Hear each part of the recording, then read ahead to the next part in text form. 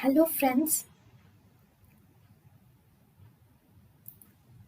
welcome to Creative Medicine. In this lecture, we will learn about Now, linagliptin.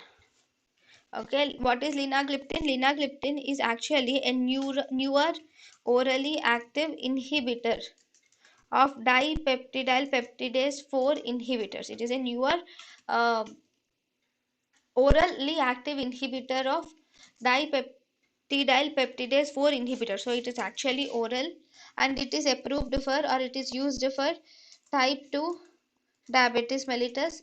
The major side effect of this linagliptin is it can cause nasopharyngitis, it can cause hypoglycemia, and pancreatitis is also seen with this linagliptin.